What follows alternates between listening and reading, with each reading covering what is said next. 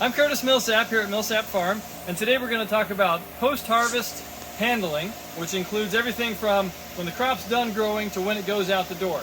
And so we'll dig into how do we clean, why do we clean produce, how do we package it, and then we'll also take a brief tour around the farm to kind of just see what's going on here in February on Millsap Farm. I hope you enjoy this. We'll go around and kind of get just why you're here, what you're interested in, so that we make sure that we serve you well, because these things can be pretty wide-ranging. Our topic today is post-harvest handling, but you know there's a lot of latitude in that as far as what you're interested in. So we can cover a lot of different ground. So if we tell me a little bit about what you're interested in, why you're here, then that helps us guide the thing. So, Kale, sure. Yeah. I am in charge of a lot of the processing with our incubator farms at SCG, and so this is only my second year farming, and what I know from my boss, and I don't have a lot of experience with a lot of other farmers, so I would imagine you have a lot of tips and tricks that would be great to hear. So that's why I'm here. Here for tips and tricks. Yes, tips and tricks. I can do that. I'm Whitney.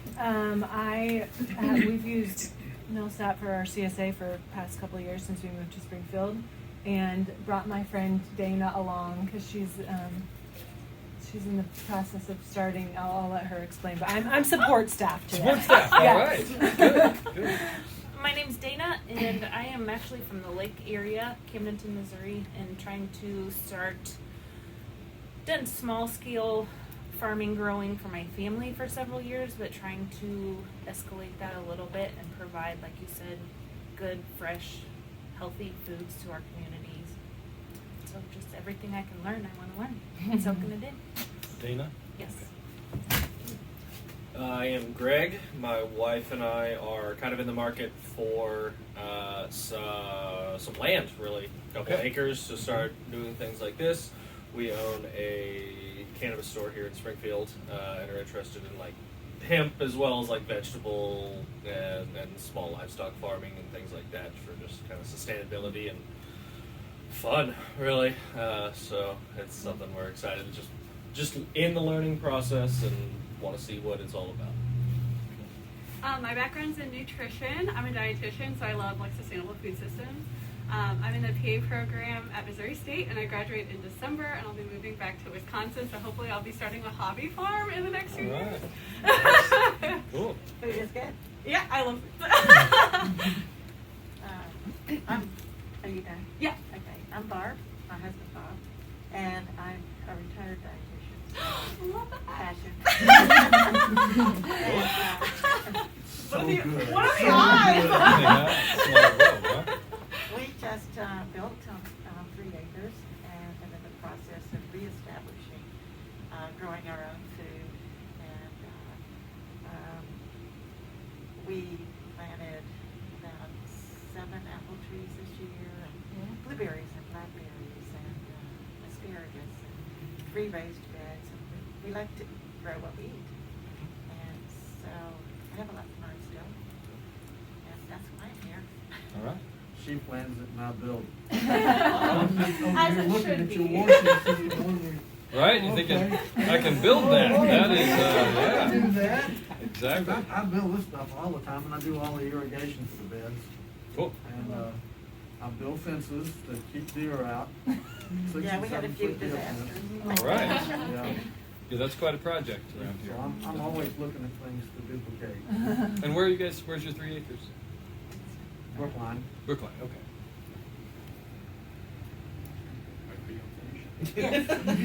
I'm Patrick Byers. I'm a horticulture field specialist with University of Missouri Extension, and as a horticulture field specialist, my job is to serve farmers and prospective farmers who are thinking about growing fruits and vegetables. And I also have another assignment in produce food safety, which is an interesting topic, and I'm particularly looking forward to our harvest and post-harvest handling discussion today, because there's lots of implications there for produce food safety. I've had the pleasure of partnering with Curtis on these farm walks for 4 years? I think we're closing on it. Yeah. Yeah, for 4 years. And excellent learning experience to come to a farm and talk with an experienced farmer and his team. So, For all of us too, we've learned a lot too. Let's see, Barb, Bob, Cassidy. I don't think I Cassidy. said it. Okay, Cassidy, Greg, Dana, Whitney, Caitlin. Caitlin did spend a week with us last summer, by the way. So she's not a total Millsap Farm newbie. No. Just by way of full disclosure, that is, in case she knows what she's doing. Okay, so well, let me give you the arc of the day. So the plan will be to do a fairly short farm tour, but I do want you to get out and see what's going on in February, because it's kind of interesting to see what's happening on the farm in February. But we'll try and keep that fairly concise, and then we'll come back to this space and we'll really dig into what do we do, once stuff comes out of the field. And so post-harvest handling to us is really the harvest and post-harvest. So it's what do we do to get the crop from its growing spot into the market, and all those steps would be from harvest to post-harvest. So and I'm really glad you guys are here, because honestly, post-harvest is where a lot of farmers make it or break it. A lot of us are pretty good growers, because that's the part that usually intrigues people about farming. Almost everybody that I know who started farming they're interested in plants, they're interested in being out here in the environment, they're interested in growing. Almost nobody gets into growing because they're like, I love washing lettuce. Man, I mean, picking tomatoes is heaven on earth. So that's not really where the energy is usually focused. And yet, the truth is, at least 50% of our time will be spent on harvest and post-harvest. And if you do a bad job of it or do not have a plan, and my good friend who's a former Marine always says it's a failure to plan is a plan to fail. And so if you have no plan for harvest, post-harvest, and then marketing, then you're really just growing a giant compost pile, right? Because that's all it's ever going to be. So we want to make sure that you have a plan, and we've spent a tremendous amount of time over the last really started to drill down on post-harvest, harvest and post-harvest. 7 years ago or so was probably when you noticed starting to pay attention to that, out of 15 years. So it took us a while to realize that this is in many ways what we're going to do today is every bit as important as what's happening out there in the field, and there's a lot of places to be efficient or inefficient and make money or lose money in the pack shed and then onward from there. So that's what we'll dig into.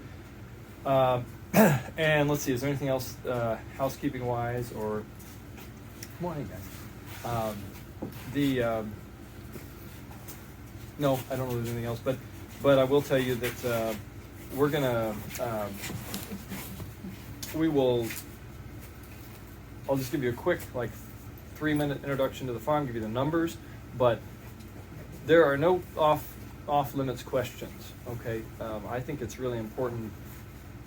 At least on my farm, I want to be very transparent and open, okay? Because I think I've said this for as long as I've had a farm, which is 15 years, and I will hopefully be saying it in 25 years. But it is really, there is plenty of space in Missouri and in the Springfield area for all of us. Mm-hmm. There's, we sell vegetables to about, maybe if we really kind of stretch our numbers, we sell to maybe 2,000 people a year. Mm-hmm. Springfield's a town of 400,000 people. Mm-hmm. I mean, the math is pretty straightforward. There's room for 100 and plus farms around us of our size or bigger. And strangely enough, growing 2.5 acres of vegetables, we are one of the larger farmers around. I mean, it's not by production anyway. We shouldn't say size-wise, but production-wise and what we sell at market, we're kind of one of the big farms. And that's crazy because there are, that's a very small plot. Mm-hmm. But anyway, the point is, I do not ever don't ever feel like you're going to step on my toes asking me some financial question or some pricing question or any of those things. I have no dog in those fights. So we've been farming 15 years this year. It's coming up on 15 in May. We've bought this farm 15 years ago, and so we were actually kind of dabbling before this. But we moved here. We really went full time, and I grew up in Springfield. Born and raised in town. I was not raised on a garden or a farm. I mean, we had gardens. We always had big gardens. My parents are gardeners from way before my time. but I was the kid, hiding with a book somewhere when I was weeding the garden time or pick the beans or whatever. So I've never, that wasn't a trajectory that anybody would have predicted for me. But I love being outside. I love interacting with people. I love working with youth. And all of those things are really good indicators of whether you enjoy farming the way I farm. And there's a lot of different ways to farm, so those don't necessarily have to be your predictors. But and I love the natural world. I really, really enjoy plants and interacting with them and with the soil. And I also have a certain aptitude and enjoyment of sort of inventing and piddling, building things like wash sinks and stuff like that. That's interesting to me as well. I enjoy the creative process there. So anyway, all that led us to becoming farmers 15 years ago, and which is what you do if you have a general studies degree from a liberal arts college, apparently. So there you go. Great foundation. And so we learned by doing. We learned by going to a lot of conferences and workshops. I have probably set in on, I don't even know, Patrick, probably 30 workshops that you've put on over the years. If not more. That would be conservative, yeah. And I have eventually learned to listen to Patrick as well. So for example, I have a bunch of fruit trees that I planted in total disregard to Patrick's directions. And he was absolutely right. So now we use those fruit trees to cut blooms off of in the spring. That's their best use, which is actually a pretty good use for them. But anyway, that sort of thing has been trial by fire. So if there's a mistake to make, we've probably made it at some point or another. We currently grow 2.5 acres of vegetables, but we started at a half acre back 15 years ago. We scaled up to almost 7 acres at one point for about 2 years. And we're also at the same time doing pastured poultry and goats and all kinds of stuff. And have shrunk down now to 2.5 acres. And we're actually going to shrink our cultivated space another 1/2 to 3/4 of an acre this year. And at the same time have added some agritourism stuff. So we do pizza night once a week, May to October. A big deal for us, and we have a little Airbnb on the farm now as well, which has been a new thing this year. And we do a lot of these kind of farm tours, and we also do school kids in the spring and fall, and we do just a whole variety of different ways of interacting with our community, we would say. So that's kind of Millsap Farm in a nutshell. To put some numbers on it, we did 20 acres, 2.5 acres of vegetables. We just bought 5 acres. I have to keep thinking I'm now a 25 acre farm, so we're 25 acres, but 2.5 acres of vegetables and flowers, quite a bit of cut flowers. In fact, last year about 20% of our crop space was taken up by flowers. And on that we are grossing a little over $200,000 on the 2.5 acres, so around $100,000 an acre. And net profit is something around $60,000. So there's a lot of that goes right back out in labor. A lot of the gross, because we have in the summertime. Well, I think at the peak this summer I had 18 people on payroll. So it's a pretty big crew that we run. It's not a full-time crew all the time, but I do have 4 or 5 full-time co-workers, and it's that's kind of the numbers base of the farm. Oh, the other thing I should mention is we have about 30,000 square feet of covered space, so plastic greenhouses, hoop tunnels, and hoop houses, things like that. And that is that's really important when we walk. We'll see that, but that has grown over the years. We started with just this one greenhouse, and then we just kept adding as we developed our systems because it made sense. Mm-hmm. Is that why the number of acres that you use to do the putting back and moving them inside to the hoop houses? It's some of it, yes, absolutely. The intensity of production in a greenhouse or a high tunnel is a lot higher. It also, along with the intensity of harvest, it takes more labor, of course, because that's since a large part of labor is harvest and establishment. Those things actually, you do more of that in a greenhouse because the crop cycle is faster. Also because weather, I mean, it's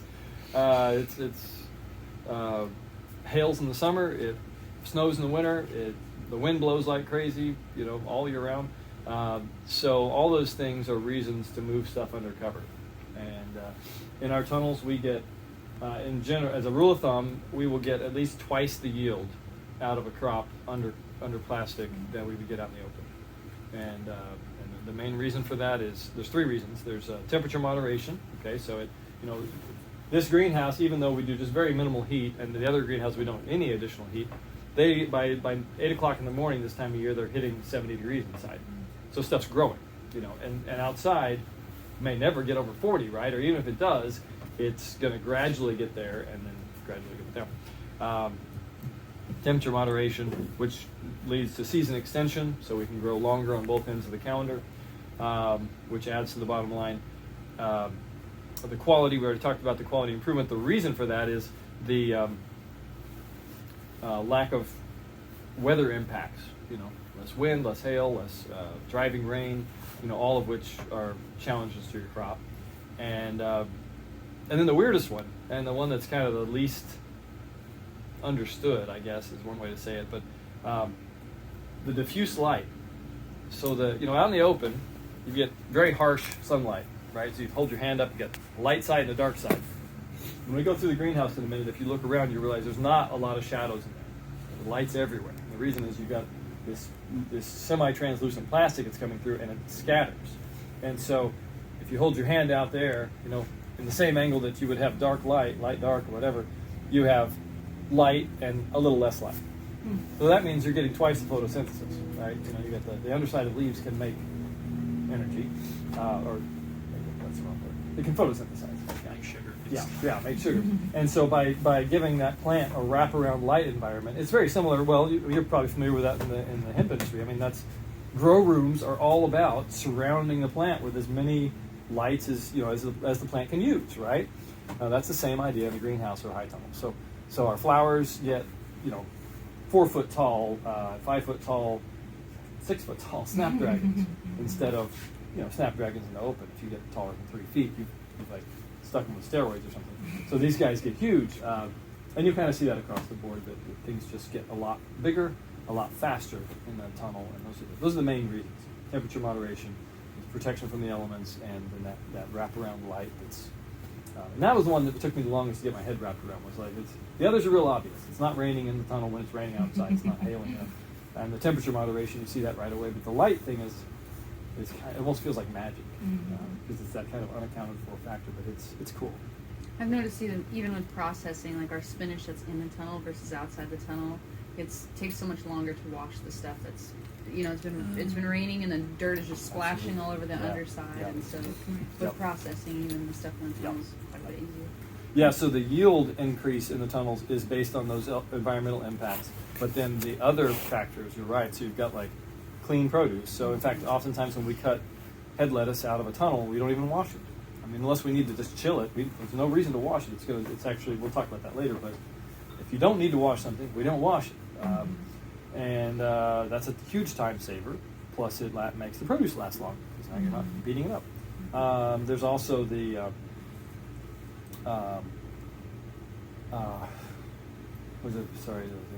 wash the spinach, don't wash the spinach. The lettuce, don't wash them. It'll come back. Whatever it was. Yeah. All right.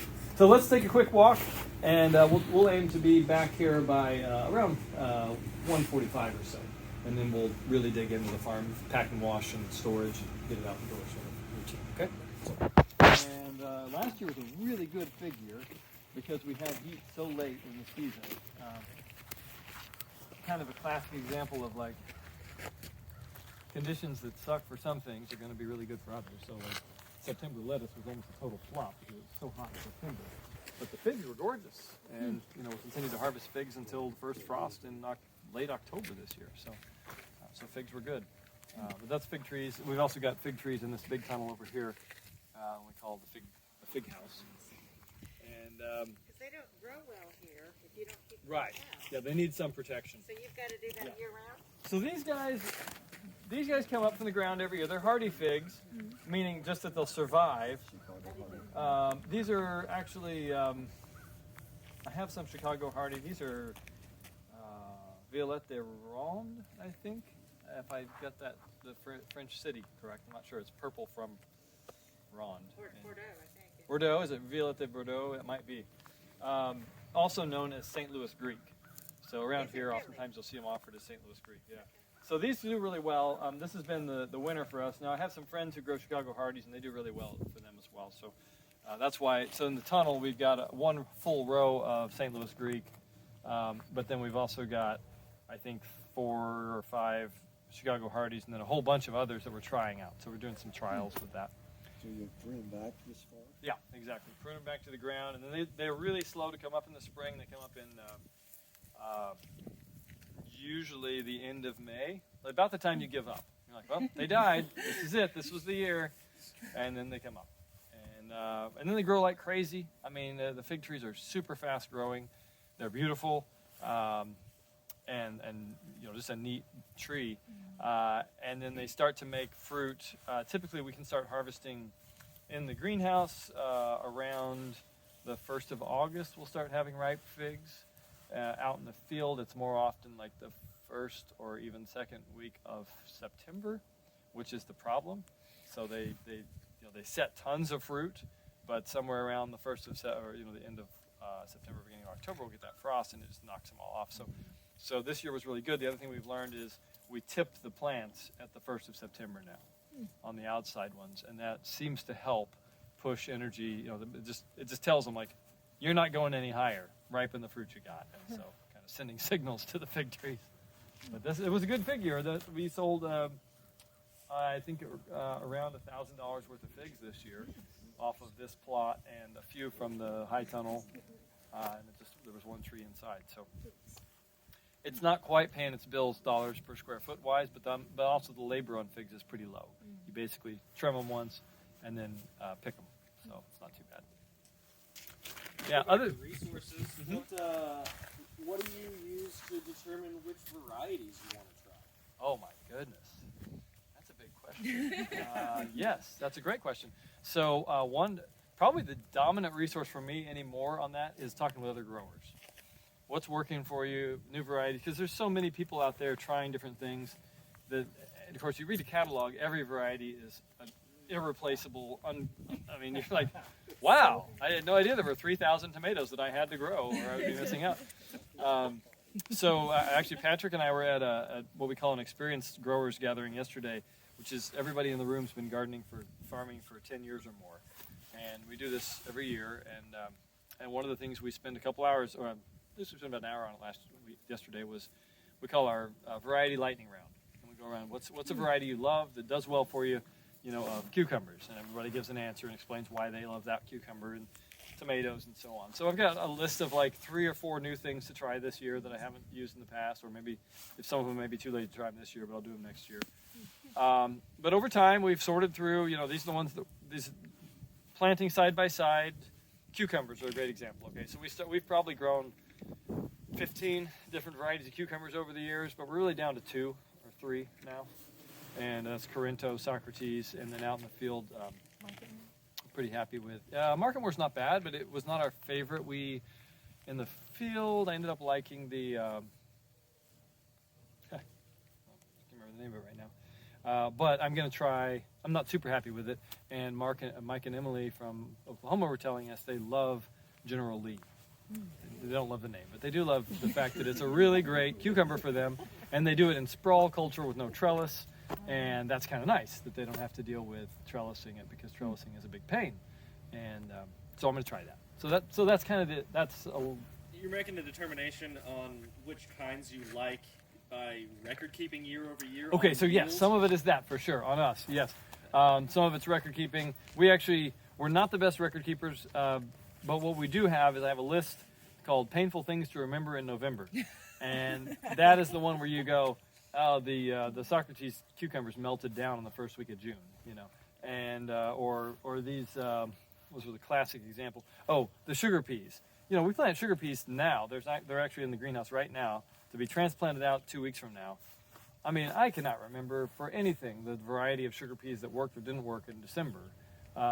So what I had, that was one of the first painful things to remember in November. We did a side-by-side trial, and Sugar Ann stood out way above the other sweet snap sugar peas. The others were just never really produced much, and they were unhealthy plants and so on.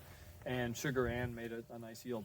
So if I jot that down at the right time, then I pull that out in December or November and go, okay, we're gonna, next year's plan, we're getting rid of these varieties, we're gonna try this, and then sometimes we'll plug in another trial next to it.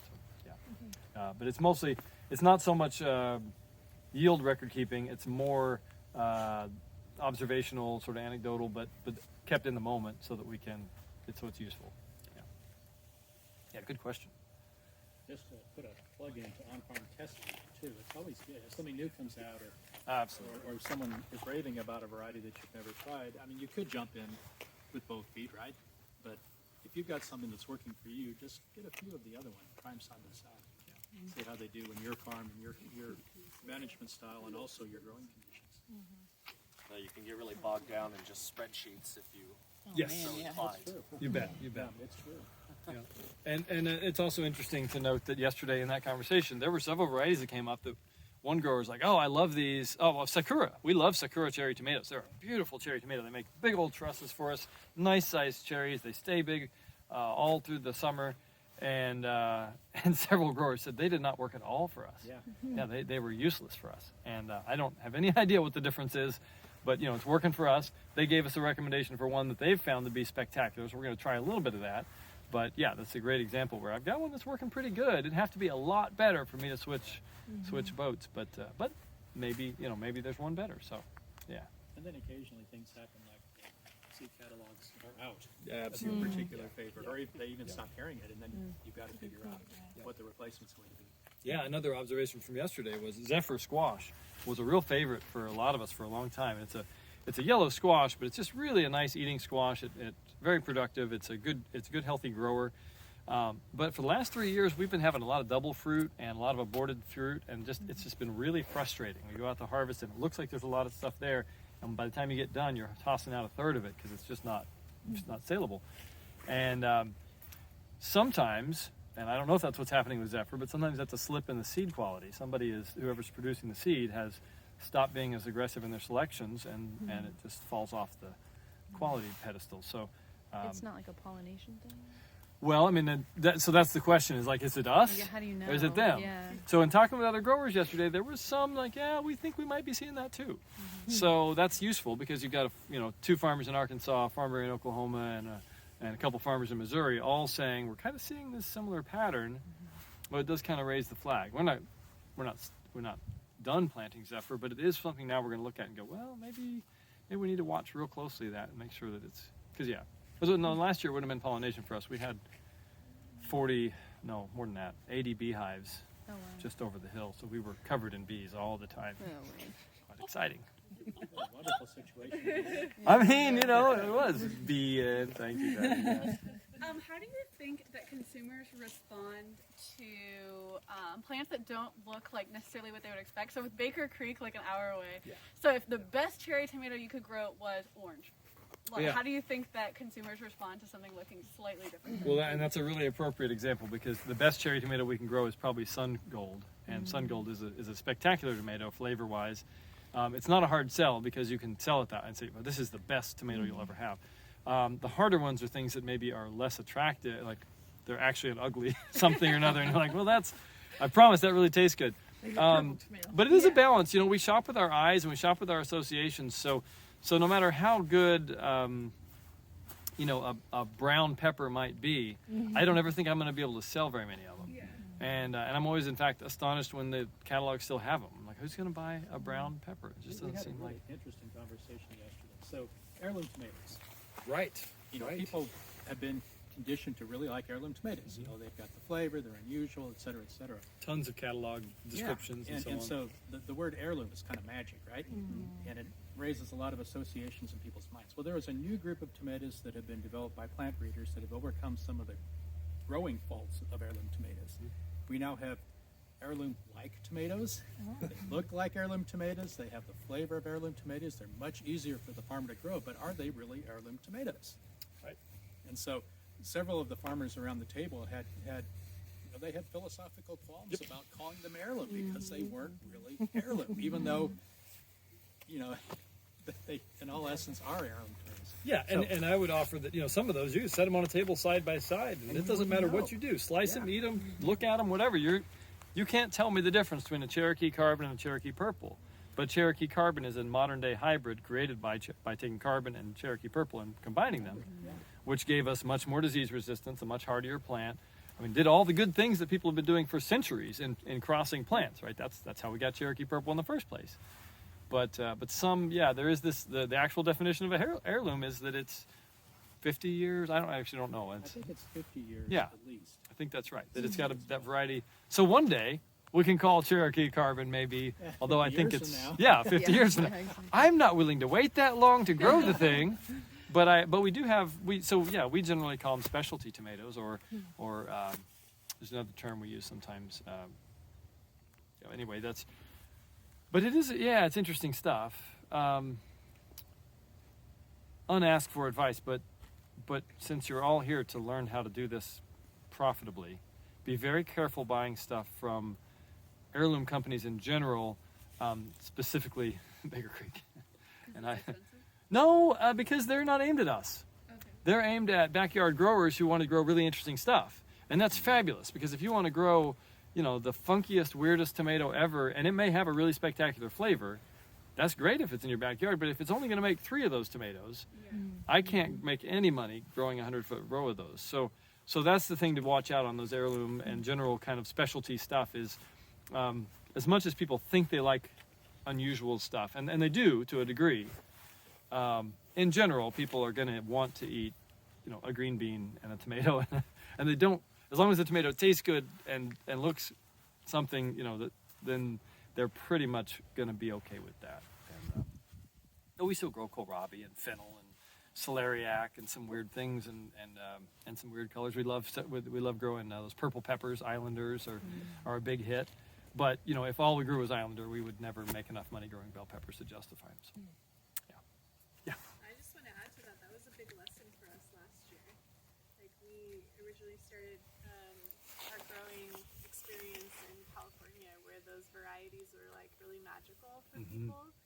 And we brought some of those, into market last year here in Lebanon, and they were not touched, So not to say that it's like not going to happen, but you also have to be prepared for you taking on the education of your consumer and really making it magical for them. So, but that was a great lesson. We were all excited about Baker Creek. We were like, right near them. We're going to use their seeds. Yep. So. Yeah, and exactly. Even if they produce well, you may or may not have a product that the customer wants, and that is also an interesting observation. So, Springfield, there are 2 markets in Springfield. There's Greater Springfield and FMO, and Farmers Market the Ozarks is what we go to. Is I would say more of a destination market. So it's that people go there for the experience, and Greater Springfield is on a parking lot, right? So people go there to get food. And what we sold when we were at Greater Springfield and what we sell now are not, there's lots of overlap, but there's definitely a divergence in what people are interested in. And if you go to Greater Springfield, that's where you're going to find the people with truckloads of sweet corn and bushel baskets of green beans, and probably generally lower prices also than what we're selling, where we're selling 1-pound bags of green beans, and we're only going to have like 20 pounds of green beans a week. So it's know your market, right? And we can sell some of those really funky, unusual stuff, and people get excited about it. But when we were selling up at Fair Grove, people wanted green beans and potatoes. Like, I am here for my green beans and potatoes. What are you trying to? Why do you have this thing? I'm not interested in kohlrabi. Okay, it's not going to do it for me. So, know your market. But it's one way to find out, of course, is to just try.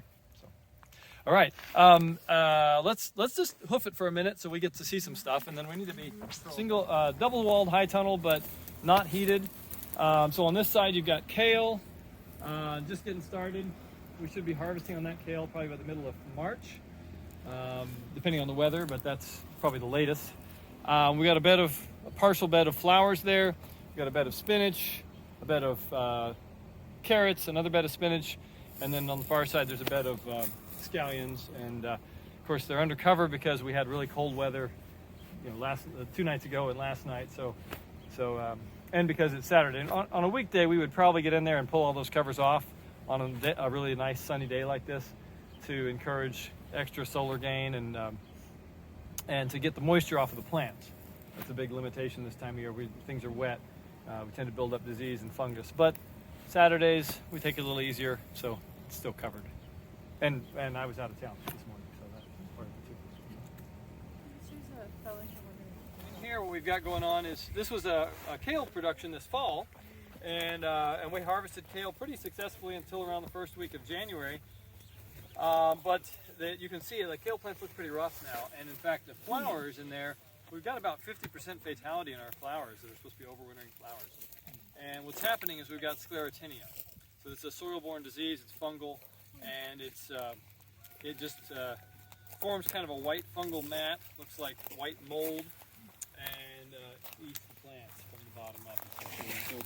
So it's been frustrating. We think that the fundamental cause was that we had a really warm December with a couple of cold dips, and that stressed the plants. And then we had row cover on a couple of days when it was really cold at night, and then we may or may not have pulled off the row cover when we should have, and so the humidity really built up under there, and that just causes that fungus growth to go crazy. So I think that's what's going on. But then at the same time, yesterday we were at Mark Kane's Dripping Springs down in Arkansas. They also are having about 50% fatalities in their ranunculus, and it's not Sclerotinia on their part. It's the cold, the warm cold cycle. Plants can take a lot of cold. These are overwintering flowers. They're supposed to be able to go through the winter without a problem. But what we're seeing is when it's 70 degrees and then 2 days later, or 36 hours later, it's single digits. That's a hard thing for any of us to adjust to, and the plants certainly feel that. So we've had higher fatalities in that. And then over here we got a similar thing going on. There's not really much to see there, but there's a bunch of bulb onions planted over there. They're overwintering bulb onions. And in the past, we've been able to plant those out and pretty much ignore them. And about this time of year, they start waking up and growing, and we get these little green shoots. And then, by May, we're harvesting softball-sized onions. And this year, we think we've had a pretty high fatality rate with the first cold dip seems to have fried them. So last year we went through -15 with the same bulb onions, but they had a chilling period leading up to -15. And this year it just went from that 70 to single digits. So we'll see. Maybe I'm hoping for a miracle over there because we have a lot. I think 40,000 onion plants out in the field. It would be a big bummer if those don't turn into something. But that's kind of farming too, You every see year. a fungus got here. Mm-hmm. Mm-hmm. How are you going to treat the soil? Yeah, Boil it, great bake question. it or something? What do we do in the future? kill There's a this couple fungus things we right can now. do. This tunnel is no, that's not the one that's due to move. So this will be peppers and tomatoes this spring. On the good news is once the soil warms up, the peppers and tomatoes are pretty much immune to that. I mean, in cool, damp soil, the tomatoes can be attacked by that fungus, but generally we don't see it as long as the soil is warm. So that'll take care of it for this summer, and then this tunnel will move next spring, and then we'll have a chance to do things to the soil like fallow crop with something that's not susceptible to it. We do have a steamer. We can use that to control soil-borne diseases. It's very fossil fuel intensive. We're using like 6 to 10 gallons of diesel fuel per bed to steam and raise the temperature to 180 degrees. But it does work. It wipes out that fungus on the surface and down to several inches deep. So, yeah, Sclerotinia is a frustrating disease. It's and all the soil-borne, Alternaria, Sclerotinia. There's a whole host of diseases that are essentially endemic. I mean, if you have a garden for long enough, you're going to have it in your soil. And so that's what rotation's about. But there's some things like Sclerotinia that are very hard to rotate out of because they are hosted by brassicas and Solanaceae and lettuce. What's that family? That's the Asteraceae. Asteraceae. If you look at those three crop groups, that's like 80% of everything we grow. So there's not a lot of good rotation there. If you're trying to get and the rotation on Sclerotinia to really cut its life cycle and end it without doing something to speed that up, just by kind of denying it a host, is something like a 6 or 7 year rotation. That's a long time to go out of those 3 families, and we've actually even seen it. We've seen it on, umbelliferae. I don't know. There probably are families that don't seem to be affected by it, but I don't know what they are. Corn doesn't care 'cause it's grass. And that's true. So then that would be. So this is interesting. Just this weekend, or is it weekend? Whatever it is. It is weekend. Yes. Just yesterday, in talking with these other growers, one of the things that Kimby and I decided to do is take at least a third of our ground out of production this year and do a year-long cover crop. And that's part of the goal, is to deny some of those pests and diseases that we're having trouble with a host, so it short circuits their life, and also to wipe out some long-term weed problems that we've got. So, like for example, you can see a lot of Bermuda grass in these beds. We're gonna plant a 8-foot tall Sudan sorghum mixed cover crop in there, and those Bermuda plants will be denied sunlight for a year, and that's usually enough to at least set them way, way, way back. How's that going to affect your income this year? We'll probably be poor. I'll probably be working at Dunkin' Donuts next year. But it's the price you got to pay, you got to take care of your soil. Boy, that answer's a little complicated, Caitlin, but the short answer is we think we're going to make up for it in the things that we're not losing, if that makes sense. So, like, for example, this is a failure in here that's going to cost us thousands of dollars. And it happened in part because we didn't do a cover crop the previous year. Not fully, but partially. And it also happened in part because we had so many, I love that image of like plates on sticks, right? We're spinning so many plates on sticks. There's only so many you can keep in the air. And this one dropped because we were focusing on other things. So hopefully by cutting it, drawing in a little bit, over the previous 8 years, we've gone from on the 2.5 acres, we were grossing about 86,000, and we're now up to 200 plus. So there's some wiggle room in there to still make a living doing what we're doing, as long as we can do what we're doing more profitably. Because my profit has not gone up with that 200. It's gone up some, but it has not gone up commensurate to that. So yeah, that's the answer. Short answer. It took us 3 days to decide, so Yeah. Well, 3 months actually. All right, here we go. Back this way. We started getting some dedicated leaf piles from people bringing us leaves over the season. And many years ago, I sat in on a grower conference. Was a session at a conference with a guy named Bob Muth, who's a grower in New Jersey. And Bob has a municipality that brings him shredded leaves, and he piles them 8 inches deep on ground. And he's doing that. He does that pattern where he's using the ground for vegetables for 2 years, and then he grows a cover crop for 2 years, and then he comes back and grows vegetables for 2 years. And Bob's a big grower. He's growing 80 acres of vegetables, and something like 70 acres of that was bell peppers. And so if he did not have a really robust soil health program, he would clearly run things into the ground in fairly short order, because he's essentially monocropping when he's cropping it for vegetables. But what he was doing was getting leaves dumped, and then he would spread them 8 inches deep across 80 acres at a time, which is kind of a daunting prospect in its own right. Also to consider how many leaves that must have been. And he cut them off at 8 inches because that's the EPA regulation. He couldn't use more than that. Above that, it starts to be called waste disposal, and he would have to get a whole set of permits. It's kind of fascinating. So he would let those sit over the winter, and then plow them in or till them in the spring and seed a cover crop, and then they'll grow for 2 years. And his soil was some of the prettiest soil you've ever seen. It's this chocolate cake stuff. And then at the end of the 2-year cycle of cover crop, he would till it under, plant bell peppers and grow those for 2 years. And I was really sold on that idea, but where do you come up with that quantity of leaves? And because in the Ozarks we don't have municipal collection. Out there they had in New Jersey, the cities of New Jersey collect the leaves and have to dispose of them. So, but we've been kind of begging leaves off people, and finally reached a critical mass of people bringing their leaves to us, including several lawn services.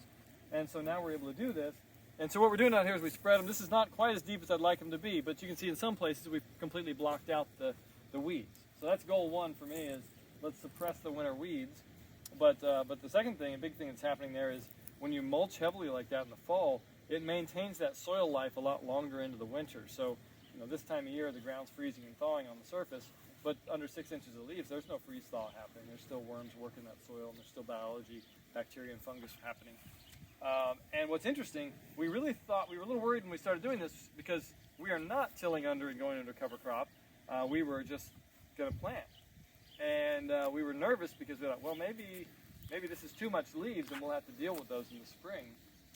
You were here, we were helping us spread these, weren't you? And I was going, I think so, I'm yeah. a little worried about this because we had like a foot, 18 inches to a foot of leaves when we started. And they just subside so much that by spring, you go through with a rake and you just rake off maybe 2 inches of sort of leaf dust. And it goes into, most of it is just decomposed there, and the worms are going crazy and having a heyday. And you just rake that little excess into the paths where it suppresses weeds, and then have this gorgeous black soil to work with through the season. So I'm really excited about it, and we've done it and about doubled our application of it this year, as in space, doing 2 different spaces.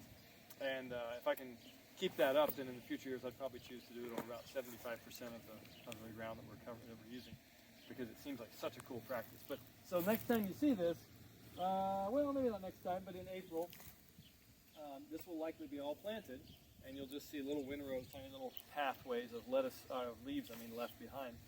But it all decomposes into, by the end of the summer, you could not tell that we'd ever put leaves there. You knew if you saw the tilth of the soil, but you couldn't find leaves anymore, which is pretty cool. Yeah.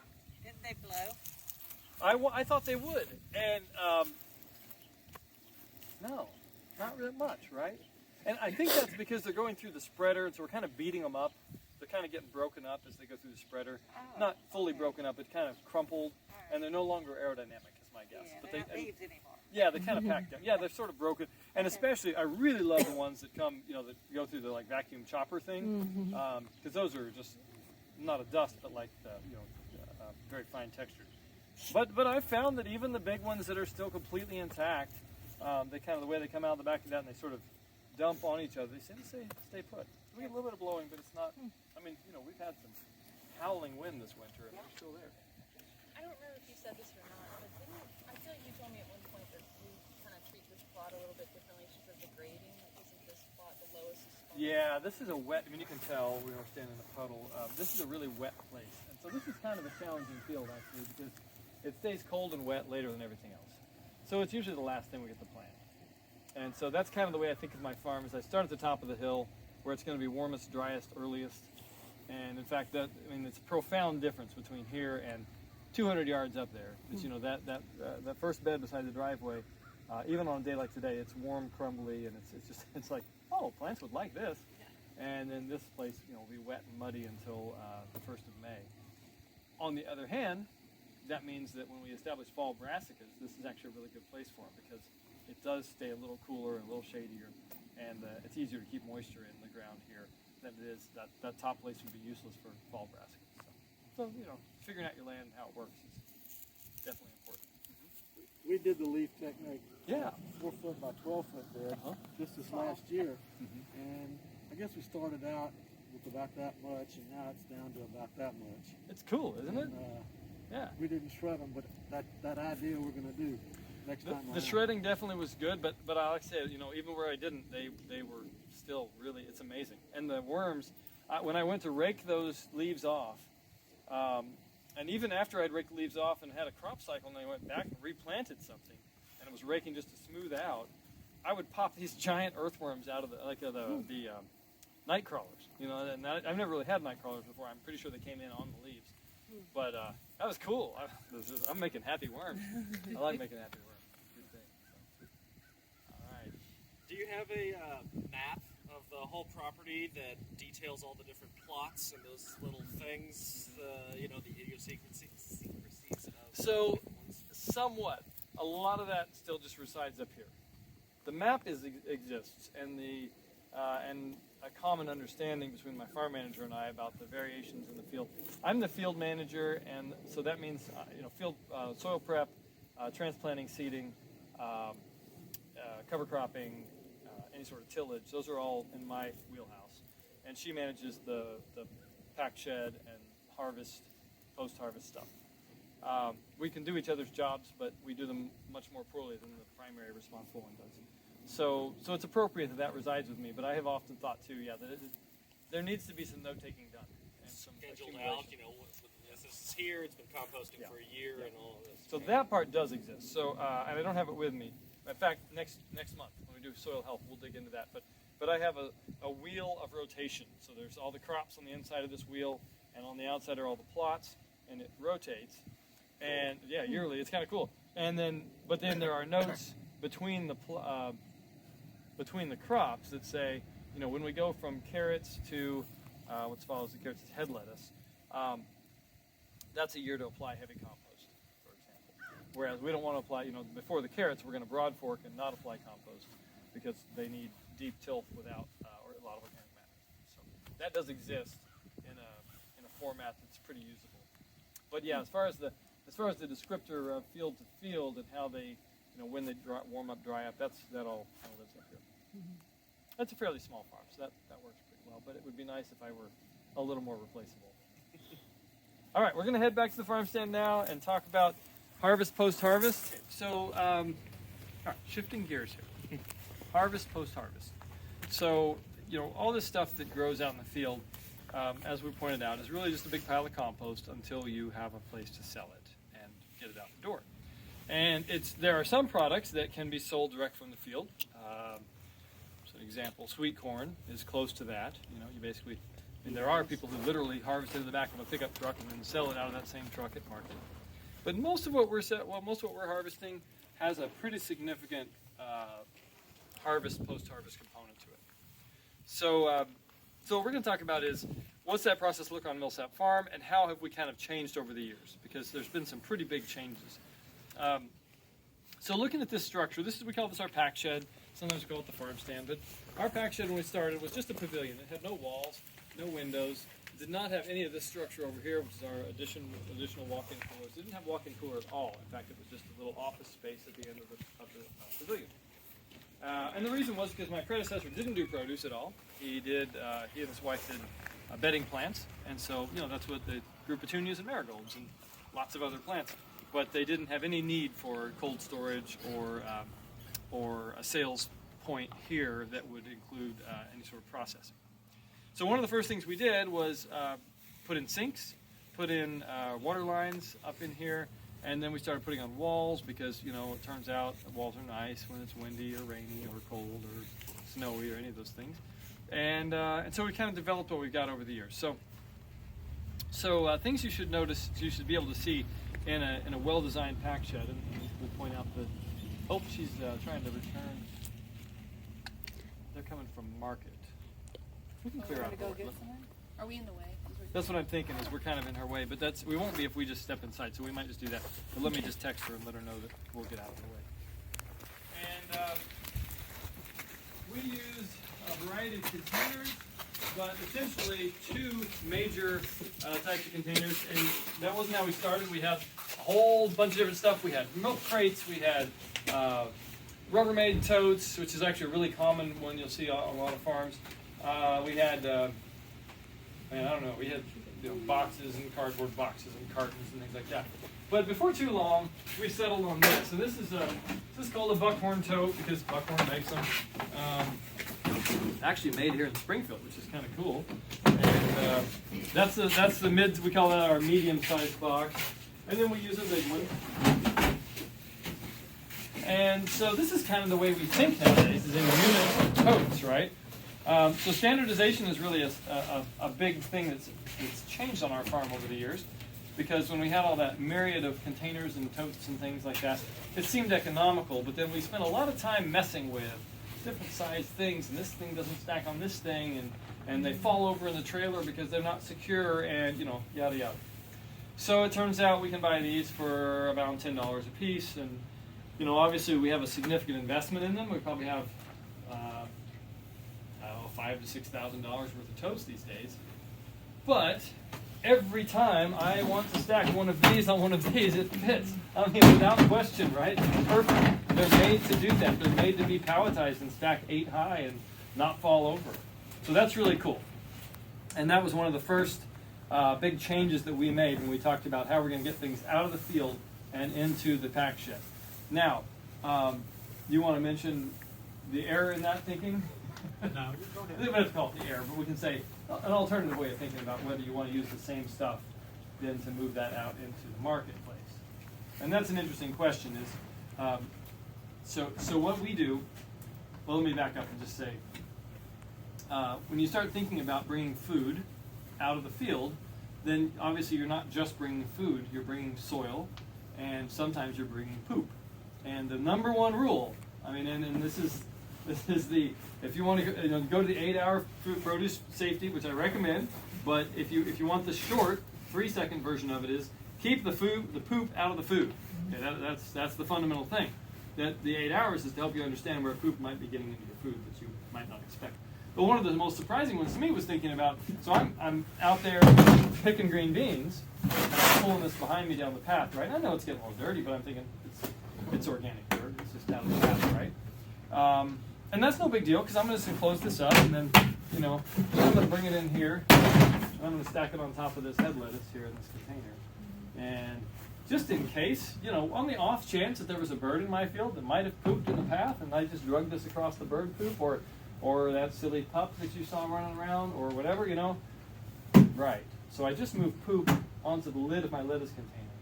And if there's any water there, I've now created an environment where it's really easy for that water to go down into that lid and contaminate my lettuce. And lettuce is something nobody's going to cook. So you just very possibly created a serious problem for somebody, right? And the last thing any of us want to do is make somebody sick with our food, right? We're aiming for the opposite. We're trying to build health here. So what do we do instead? Well, one thing we do is we make sure that we never, never say never, but in our farm, we try really hard to never send a container that's been out in the field, harvested directly into, out with food in it or put it in the cooler without it being rinsed first. So, for example, bring lettuce in, we're going to dump this, we're going to have this head of lettuce, we're going to dump it in the sinks to wash it, and then this tote is not just going to go over here and get the lettuce back into it. It's going to go out there or it's going to go to a sink and get at least rinsed, usually rinsed and dried before we put something back into it. It's a huge hassle. It's a huge time suck. But it's the way that we can feel good that we're not making somebody sick. Okay, so it's kind of one of those things that we do.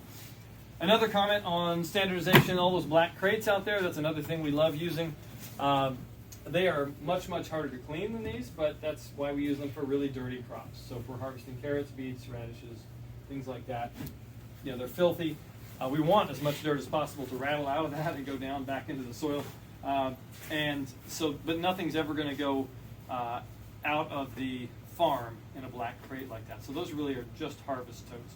And that would be, in general, the industry standard is moving toward that, having a separate set of containers for what you do out in the field and what goes out to market. These are so handy that we can't bring ourselves to not use these in the field, so we just do that cleaning process. Just paint 50% of them a different color. Put a stripe on them. Yeah. And we've thought about that, and that may be the right answer.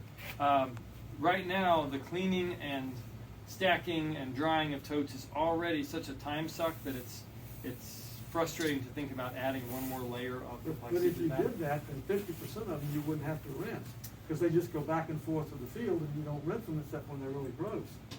So therefore, life is easier. You're going to say something about that? Yeah. So it's all about risk management, and I mean that's the underlying thing to think about from the standpoint of produce food safety. But there's also rules and regulations you have to think about too. And the rules, if you want to put very simply, are that you have to harvest things into containers that are clean and sanitary. And so you can't wait till they get gross. You've got to have a schedule for cleaning, and that schedule has to be adjusted if conditions warrant. For example, if Curtis is picking wet vegetables that are on the ground, these things are going to get dirty a lot quicker. Or if he's picking something that naturally causes issues like zucchini, they're going to get dirty quicker. Now, the rules don't say when you have to do it. You as a farmer, you're expected to use common sense and look at that and say, it's time to wash those totes. And I'll make another quick comment. This is actually a great container for what Curtis does. And it's plastic, it is non-porous, it's easy to clean and sanitize these things. The only cause for concern I see, and it's not a big deal, but the hinged areas, and those are a little bit more of a challenge to clean and sanitize. But if you think realistically, very seldom is produce actually going to contact the hinged area on those totes. And yeah, I mean, this is actually a really nice example of a container that does exactly what Curtis wants it to do. I mean, and it also satisfies the requirements of produce food safety. So, so stuff comes in here. It's going to come in usually on a golf cart. We have flatbed golf carts. Those are our preferred harvest vehicle. They're magical. I mean, it feels like magic because they're electric, so they're silent. Silent ghosting across the field. And we'll actually come back right up to the doorway there, pull the stuff out, sit it on this table. Depending on what it is. Some of it goes to this table, some of it will go over there, some of it may actually go over there. But lettuce, we'll talk about lettuce, for example, because we grow a lot of lettuce. We'll stack it up here, and it's usually in gray totes, sometimes it may be in black crates. And then it's going to go through a triple rinse process. Is triple rinse necessary? And that's a great question. The answer is the intent and really the letter of the law is that we need to produce food that's clean and safe, right? So if what we're producing, if we're pulling head lettuce out of a high tunnel where it's never been rained on, there's never been an animal in there, defecating on it or something, then we conceivably have a very clean head of lettuce that we don't want to mess with. We don't want to, in fact, in submerging that in water, we're probably going to introduce more bacteria than we're going to get rid of, right? And so when we don't need to, we're not going to wash stuff. But the vast majority of the time, we're bringing stuff in out of the field. It's been rained on, and there's mud splashed up on it. It's got, it may have aphids, yeah, or whatever. Now, I will make a quick note and say, anytime we can identify poop in the field, we're not harvesting around that. Okay, so if we have some critter has made its way into the field and pooped in our lettuce bed.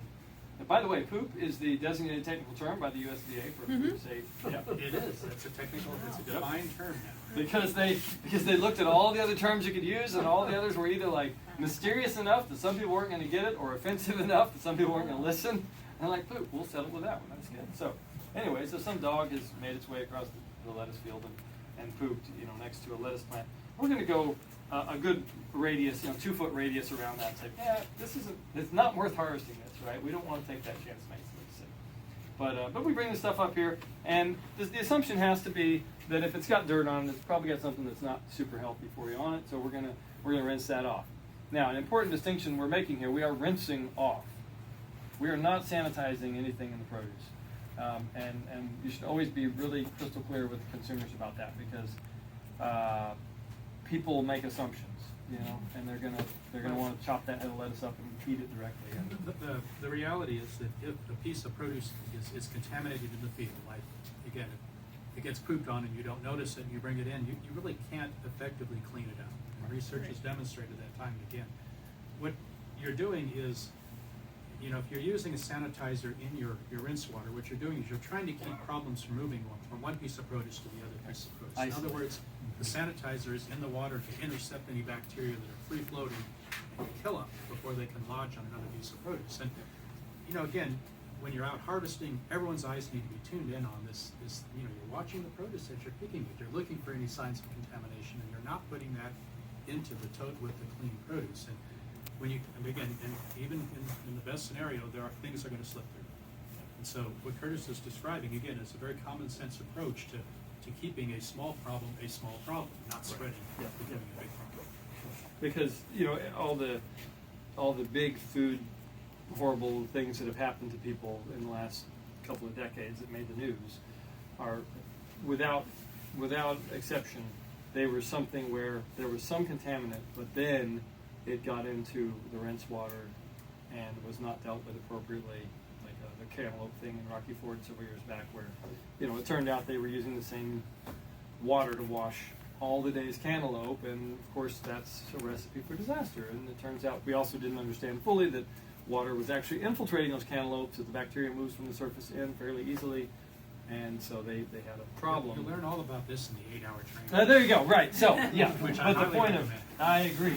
So what do we do about that specifically? We have a 3-hole sink. We clog up all 3 holes and we pour water in over here and it overflows. This is just slightly angled this way and it overflows and it overflows. So this is my dirty. Is I'm going to dump the fresh stuff out of the field into here. 2 things are going to happen right away. It chills. This is a big deal in the summer, right? So if I'm bringing 80-degree head lettuce in here in the morning, and I'm dropping it into 60-degree water, I am doing a really big job, a big part of the chilling that has to happen to make that lettuce hold up and last in somebody's fridge. So I'm dumping in there, it's cooling off right away, and I'm also getting rid of that first outer layer of dirt, right? So I'm going to swish those heads of lettuce, and then I'm coming over here. This sink is fairly clean, right? It's at this point pristine, and I'm going to swish them there.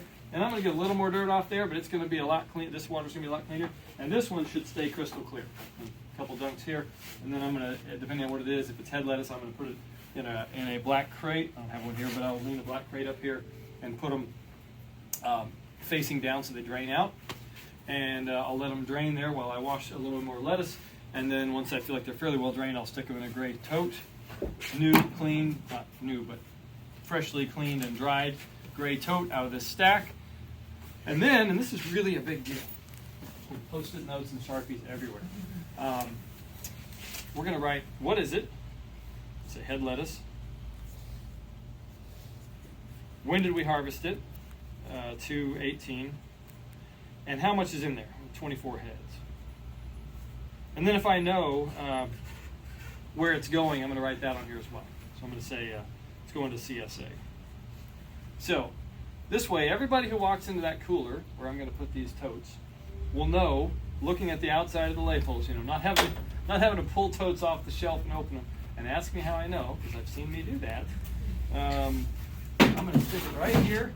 We learned they have to be the super sticky Post-it notes, because the less than super sticky Post-it notes don't do the job. They fall off. The only more frustrating thing than not having a label is having had a label and having it fall off. So we put that on there, and we make sure that it is pointed out and put in the cooler, so that you can read it when you walk in the cooler. And this does two things. The obvious one, functional, is that we know now what's in that tote. We know how many. So when Kimby and I walk in to do an inventory, we go, oh, there's 4 totes of lettuce, and one has 24, one has 23, one has 26, and we're ready to do the math, and we can figure that out pretty easily. The second thing it does is it starts to fulfill some of the requirements of the law, which is we need to be able to show, if somebody does get sick, we want to be able to say, this is where that was harvested from, and this is when it was harvested. And that's a pretty reasonable level of accountability.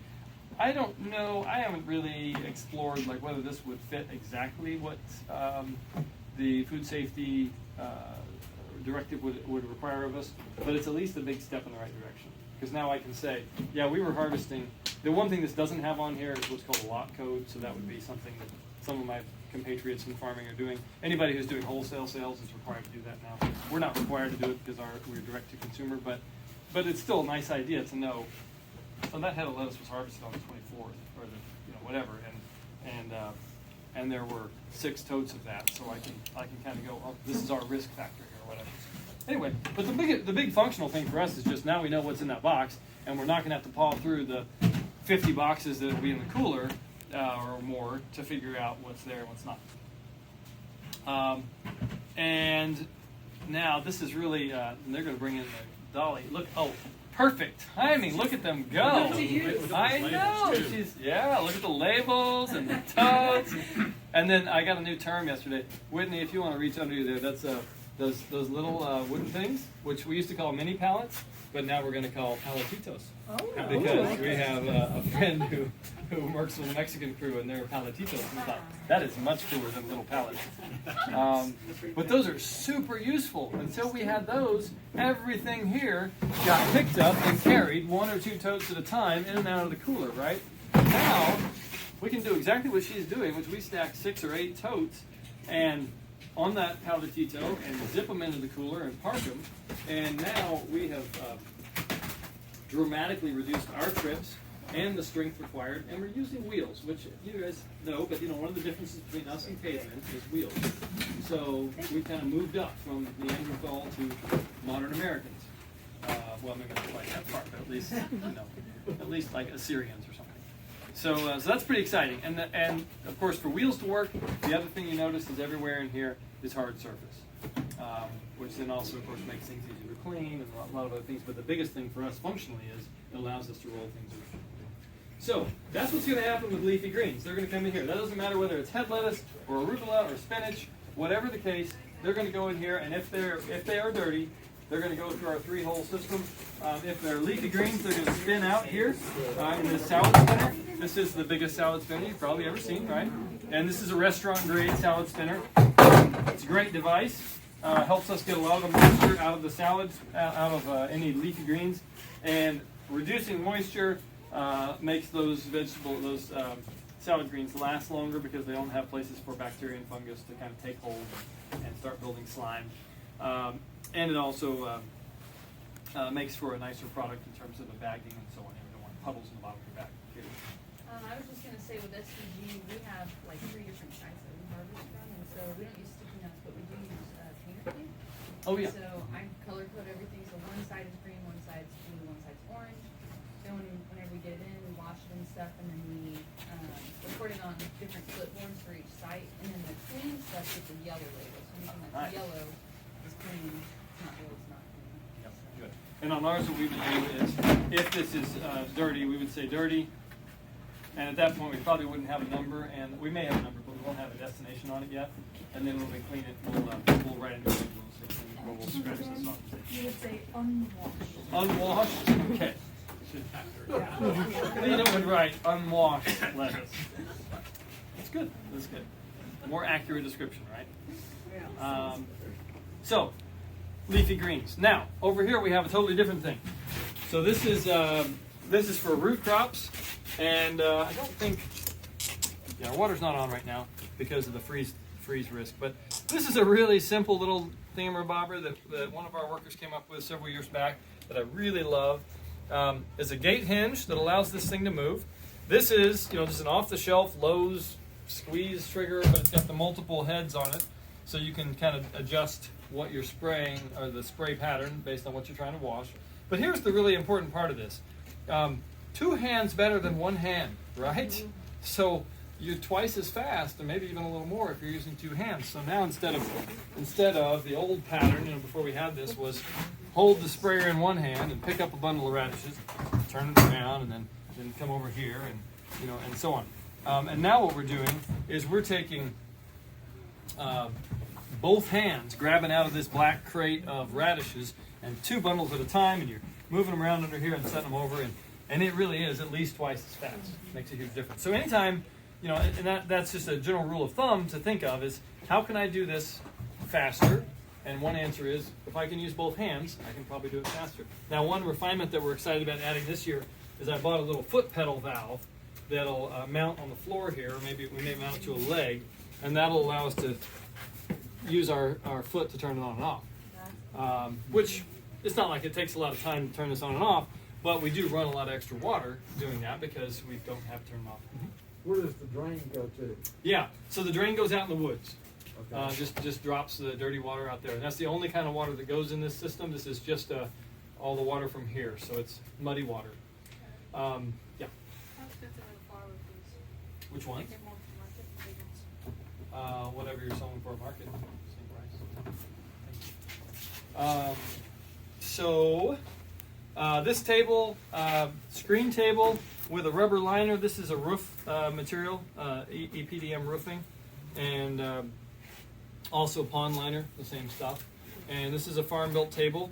Now, some concerns that food safety folks would have about this is the wood around it, and that's probably a valid concern. Although the data on wood and germs is a little bit complex. So in our case, this table dries out between every use, and we use it once a week. So I have not felt compelled to change that.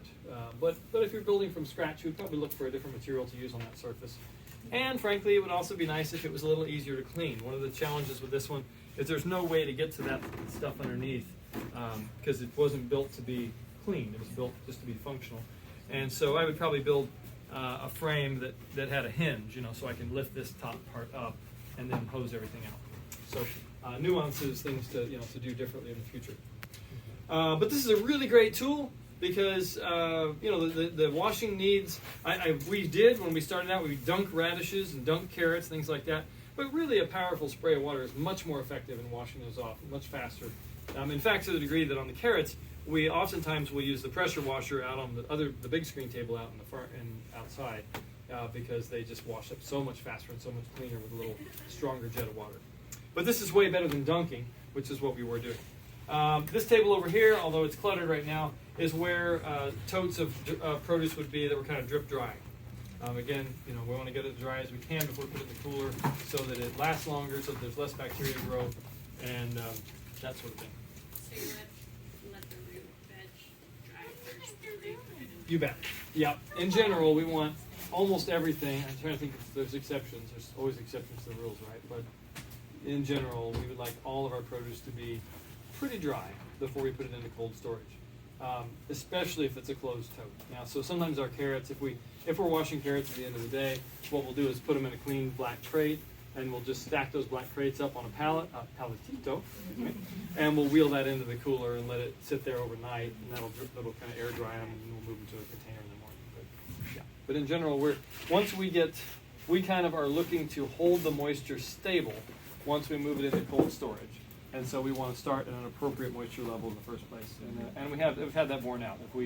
If we don't take our time and dry those carrots, if we don't take our time and make sure that head lettuce is drained out, then in anything but a quick turnaround. So meaning like for sending out the next morning in CSA shares, that may be acceptable. Yeah. But if it's anything longer than that, we're going to pay a price and rot.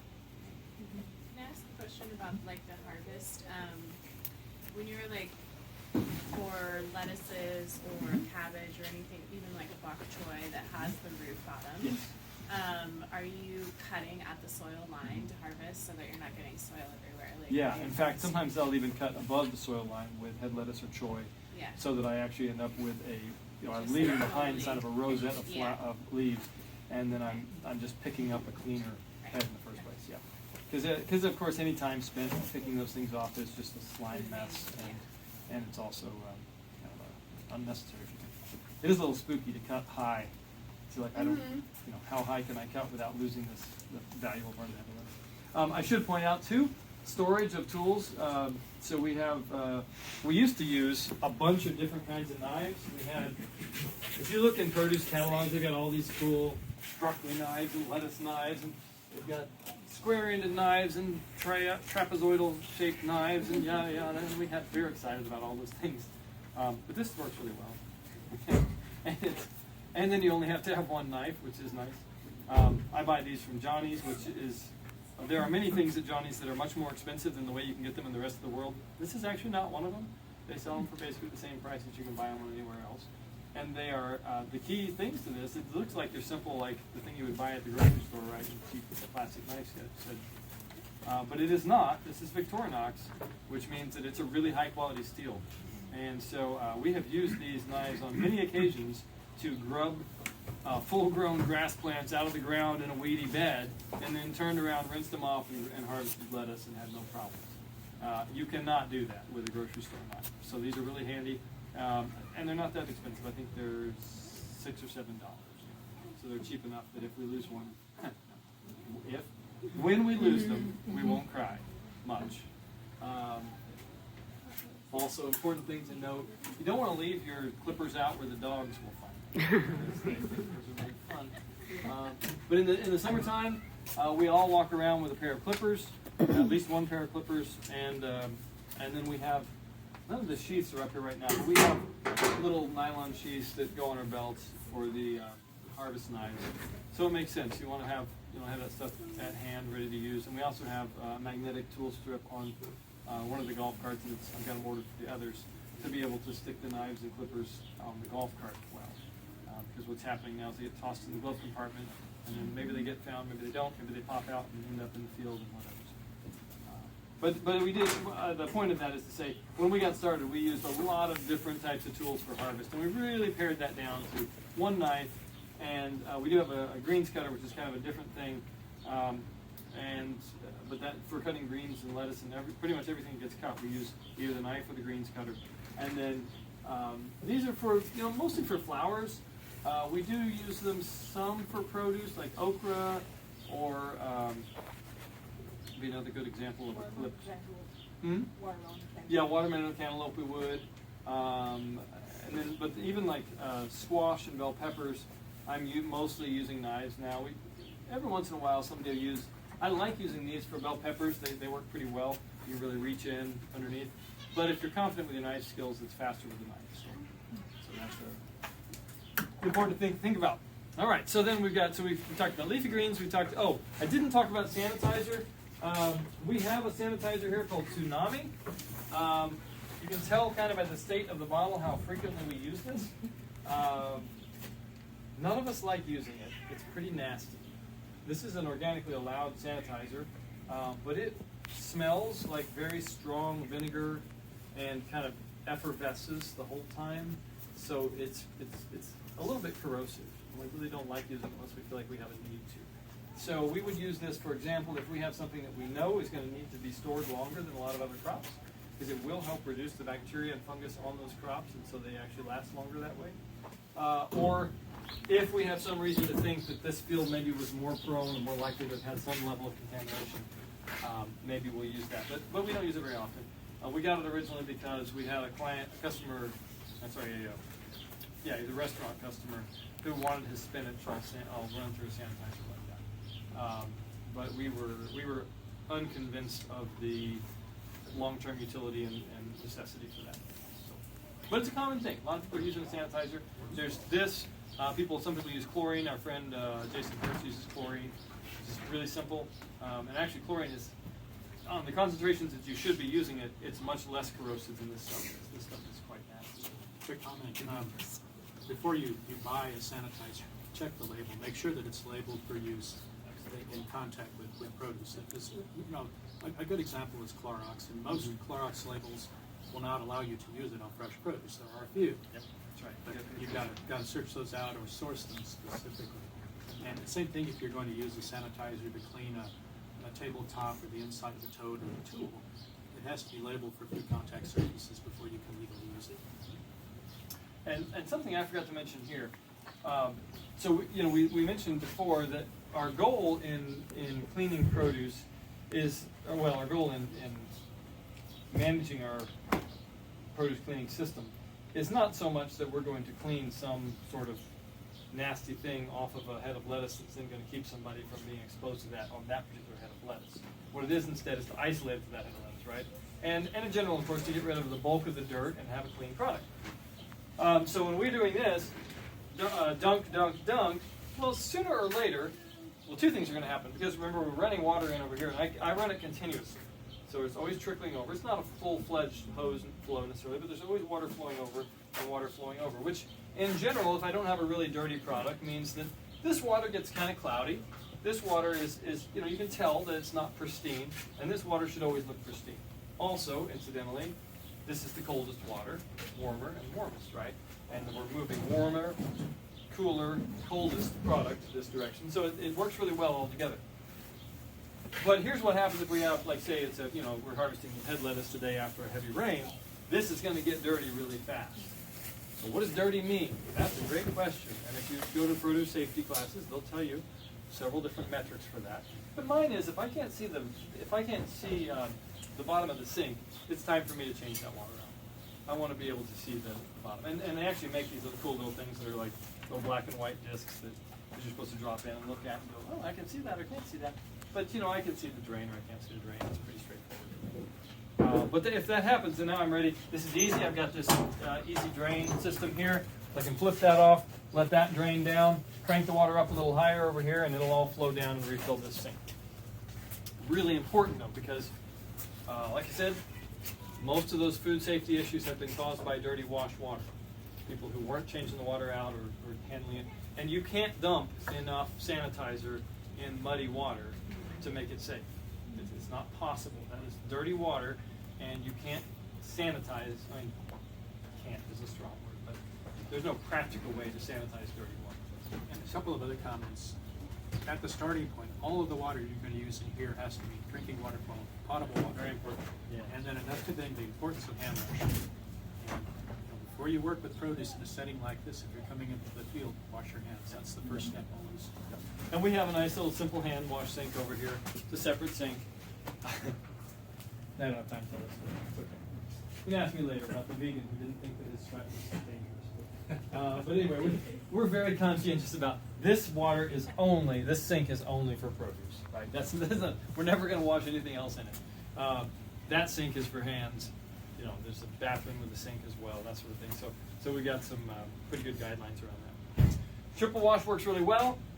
This one works really well. Now, we've got all this stuff washed and packed, and so now we've got different ways that we're going to label it. Some of those are like the 24 heads of lettuce. That's pretty straightforward. But some stuff, like carrots, we're going to want to weight on. And so we're going to bring those totes of carrots over here by our weigh station, and we're going to set them up there. We've got a labeling set of markers and post-its right here. So they're going to go across this scale, and usually what we'll do is have a little paletito here. See how I use that word again? I'm practicing. I'm excited. So we're gonna put it up there. We're gonna jot down our weight, slap that label on it, and then set it on a paletito over here, ready to go in the cooler. When we get a stack, we'll move it into the cooler as a whole. Efficiency is really, really important, right? So one of the things that we've got going here is we've got a flow. We've got dirty going to clean. That's efficient. It's also safer, right? We're not crossing dirty things back into the clean or clean things back into the dirty. So we're bringing things in. They're stopped right basically where you guys are. This table is basically as far as really dirty stuff is going to go. It's going to get cleaned up as it goes down here. It'll get weighed and tucked away into the cooler.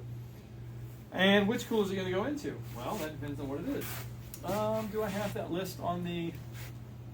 I might not have that list on the cooler right now. We have a list that we put up in the summer. But we have 3 coolers here. Cooler 1 is a 33-degree cooler. So the equivalent of your refrigerator, more or less. Cooler 2 is also that temperature.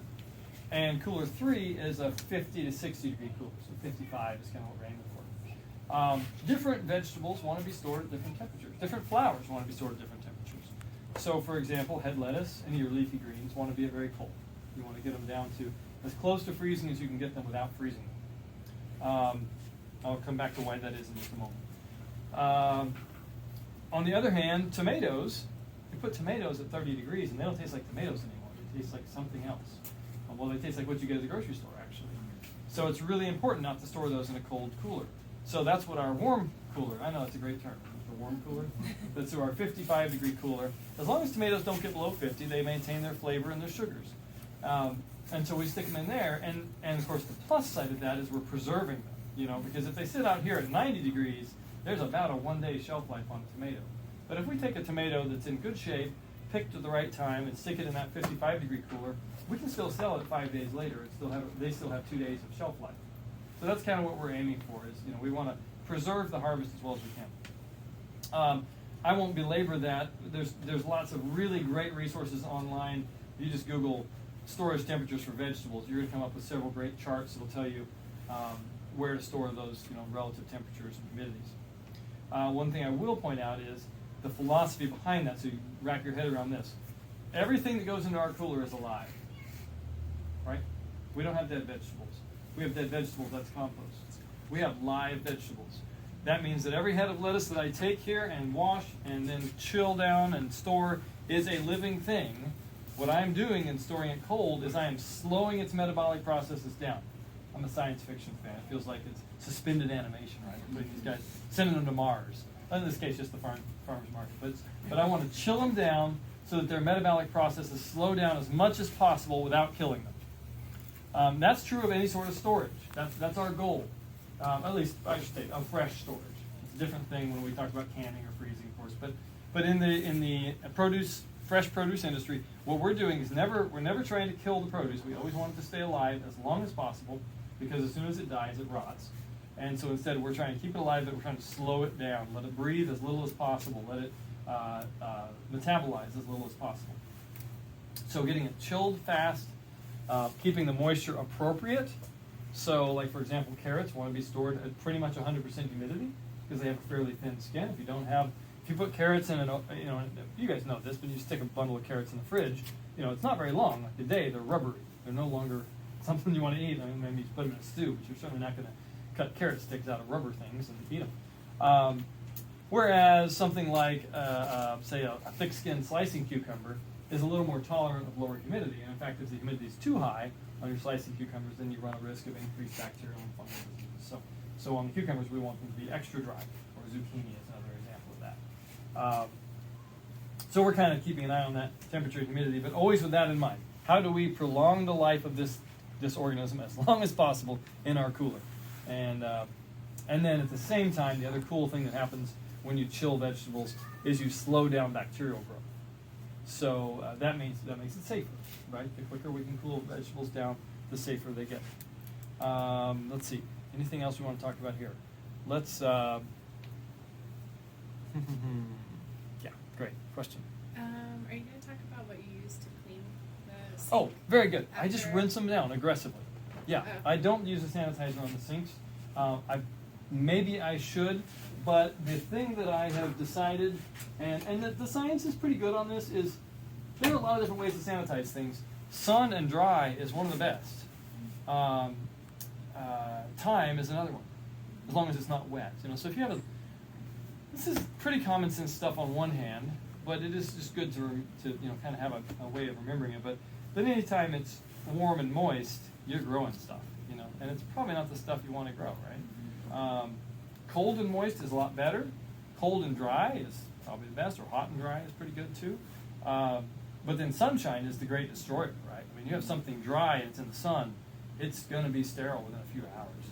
And that's really good news for us produce growers, because otherwise every piece of vegetable we ever grew would be deadly, right? Because it's exposed to the whole environment of bacteria and fungus. But that's the good news. So what do? We do a lot of rinsing and hosing down, and then we have a big enough gap between harvest times that everything always dries out.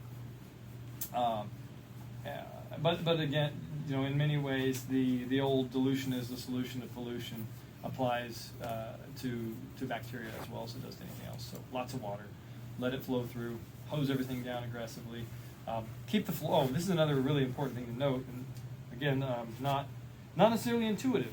Where else do you get poop from? Well, the other place you get poop from is when you walk around, right? And you step in bird poop, and you step in dog poop, and whatever else is out there. And then you walk into the farm stand, and now you got poop on the floor.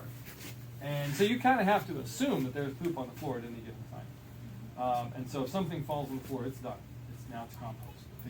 It's not people food anymore.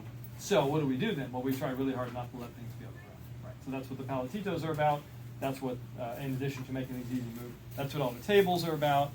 And nobody comes in here and sets a produce container on the ground. At least they don't do it twice, because they'll get yelled at. I'm not in a very gentle way. Take the poop off the food, because it's a serious thing. But that's important to remember, and that just helps you think. Oh, and the other thing that really helped me remember is, as much as I love the idea of a diversified farm that includes animals and vegetables and flowers and all that, if you're going to do that, you really got to be careful. I'm not going to go mess with the pigs before I come harvest vegetables. Or if I have to do that, I'm going to make sure I go and wash everything, change my outer clothing, or, because, pigs in particular, they're nasty critters. You're going to get poop on. If you go to talk to the pigs, spend any time there, you're going to end up with poop on yourself. And so I want to make sure that I'm cognizant of that. And in places where that's a common thing, most people end up with 2 pairs of boots. These are my animal boots, these are my vegetable boots. Kind of seems silly until you think about how much you'd like to have a mouthful of pig poop, and then you're like, yeah, that's a great plan. That's super. I love it. So let's see, anything post-harvest handling. So then, okay, we're ready to take things out and prep them for market. So what do? Well, we do a lot of portioning and bagging. We do a lot of not so much labeling. We don't have a lot of labels, but we do have everything that goes to market goes ready to sell. So if we got spinach, we're going to bag it up into half-pound bags. If we have carrots, we're going to bundle them into 1-pound bundles or bag them into 1-pound bags. And so the way that works for us, you see over here on the wall these white boards. This is Kimby's domain, and what we've got is on the left. What are we harvesting? The amount, and you can see some of it's like take everything that's there, but then some of it's we've got. What do you see on there? There's, for example, 20 pounds of purple top turnips for Farmers Market of the Ozarks. And where are those going to come from? Well, right now, location is, for a lot of that stuff, is cooler 1. It's stuff we've already harvested, and so now it's getting portioned, but it's getting portioned out of the cooler, and then it's going to go back in the cooler. and it says harvest by, but that's a multi-use column, so you can see sometimes it's a day, but sometimes it's how we're going to portion that up. So 0.4 pound bags in the case of spinach. And then who did it? And this turns out to be really important. It's nice to know, right? So we put a circle or an initial to tell somebody they were working on it, and then it's checked off when it's done. And that way, 5 people can work up here without stepping on each other's toes and without creating unnecessary overlap or leaving something undone. So that's a really simple, effective system. It takes about 10 minutes for Kimby to generate that in the morning, and it keeps us all pointed in the right direction all day long. And that's kind of the heart of our, now this time of year, you can see it's a very small, concise list, but in the summertime, or even in spring and fall, it's going to be that plus another whiteboard, and it's going to be an all-day task to work through all those items. Harvest works the same way. We're talking about portioning right now, but you can see some of that stuff is harvest, because like for the bay leaf, for example, we only needed 1 bundle of bay leaves, 1 bag of bay leaves. It was coming from the greenhouse, and we wanted to harvest it on Friday so we could send it out on Saturday. So the harvest works the same way. Yeah. I have a question. So with us, one of our sites doesn't have a pack shed, so we harvest everything, put it in the trailer, cool trailer, and then take it to my site where we process it. So we end up with like a lot of stuff that needs to be processed, and I just go pick one and do it. There's too many. So like, but then certain things sit in the cooler and don't get processed for like 2 days. Is that really bad to take certain things straight out of the ground and then just don't even give them wet or anything, just put them in the cooler and then don't touch them for a couple days? None. You're not doing anything worse to them really than being in the ground. What we do there is we just prioritize based on their, several things, but one is if it's leafy greens and it's hot weather, we're going to prioritize those so that we get those cooled off and clean and into the cooler as quick as possible. And then otherwise it's based on the weather, is it a nice enough day to get out there and spray off the root crops or use the root crop washer? Well, then we're going to do that. If it's a crummy day and we're going to stay in here with the heaters all day, then we'll do the leafy greens and then we'll do the root crops tomorrow. Because this time of year we do a lot of the same thing, even though we've got the same site. We're harvesting, like this week is a great example. Tomorrow is supposed to be 50, or Monday, supposed to be 65 degrees, and quite.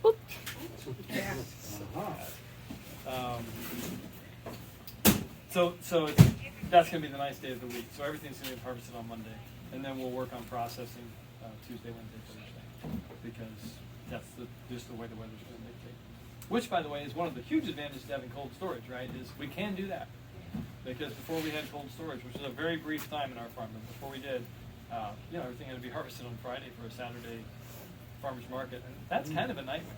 It's kind of a setup for a lot of stress. Yeah. And in the wintertime, it's impossible. I mean, this Friday, we wouldn't be able to harvest anything. It's going to be below freezing all day, cloudy. Even the tunnels will still be frozen solid. Yeah, good question. So we're going to have past time here, guys. So I'm glad to stay and answer questions as long as you want. I got nothing. Well, unless a guy pulls up with a car, then I got something. But I think I've got nothing going on. Did everyone? All right. So I hope you enjoyed our conversation about post-harvest handling.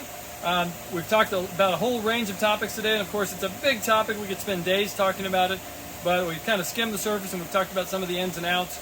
And if you've enjoyed this, hit subscribe. Check us out on other YouTube videos as well. And thank you, Springfield Community Gardens, for hosting this today. And I hope you got a lot out of this.